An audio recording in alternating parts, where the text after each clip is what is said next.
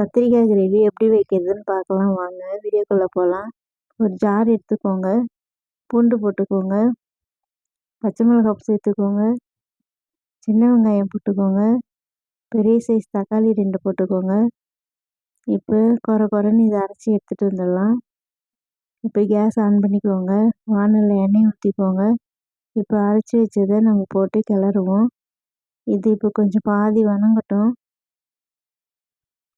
பாதி வணங்கினதும் கத்திரிக்காயை போட்டுடலாம். இப்போ இதை நல்லா கிளறி விடுங்க.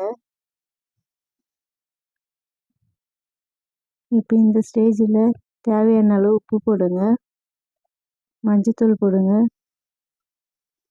காரத்தூள் போடுங்க.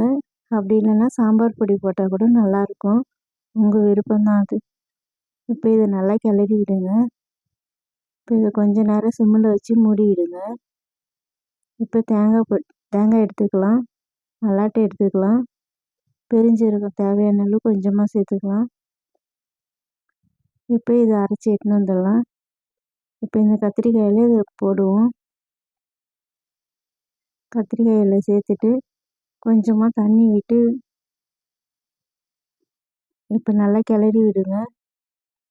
இப்போ இது கொஞ்ச நேரம் நல்லா வேகட்டும், மூடி போட்டு வச்சுருங்க. இப்போ பாருங்கள், இது நல்லா வெந்துடுச்சு, வணங்கி நல்லா கிரேவி பதத்துக்கு வந்துடுச்சு. இப்போ ஒரு தாளிப்பு கொடுத்துடலாம். ஒரு சின்ன கடாயில் எண்ணெய் ஊற்றிக்கோங்க, கடுகு போடுங்க, வெந்தயம் போடுங்க, ஜீரகம் போடுங்க, கருவேப்பிலை கொத்தமல்லி போடுங்க. இப்போ இந்த தாளிப்பை கிரேவியில் போட்டுடலாம். அவ்வளோதான், இப்போ சூப்பராக டேஸ்டியான கிரேவி ரெடி ஆயிடுச்சு.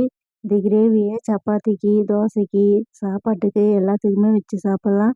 நீங்கள் செய்து பாருங்கள், செய்து சாப்பிட்டு பாருங்கள். எனக்கு ஒரு லைக் கொடுங்க, சப்ஸ்கிரைப் பண்ணுங்கள்.